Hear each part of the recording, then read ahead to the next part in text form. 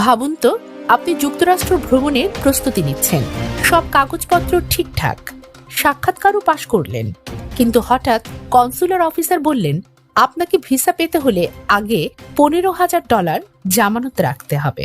চমকে গেলেন? শুনতে অবাক লাগলেও এটাই যুক্তরাষ্ট্রের নতুন নিয়ম।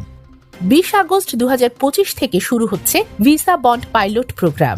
যুক্তরাষ্ট্র বলছে কিছু দেশের নাগরিক ভিসার মেয়াদ শেষ হলেও দেশে ফেরেন না, এই জন্যই এবার জামানত নেবে তারা। পরিমাণ $5,000, $10,000, এমনকি $15,000 পর্যন্ত। এই টাকা ফেরতযোগ্য, তবে শর্ত একটাই, সময় মতো দেশে ফিরে আসতে হবে।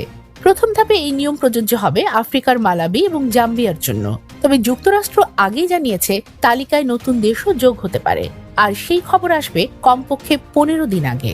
মূল লক্ষ্য হলো ভিসার শর্ত ভঙ্গকারী সংখ্যা কমানো, কারণ কিছু দেশের নাগরিকদের মধ্যে ওভারস্টে বা অনুমতির সময় শেষ হয়ে গেলেও থেকে যাওয়ার প্রবণতা বেড়েছে। তবে এই নতুন নিয়ম অনেকের জন্যই হতে পারে বিশাল আর্থিক চাপ।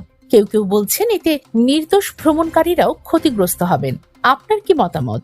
এই ভিসা বন্ড কি যুক্তরাষ্ট্রের নিরাপত্তা বাড়াবে, নাকি কেবল ভ্রমণকারীদের জন্য নতুন বাধা হয়ে দাঁড়াবে?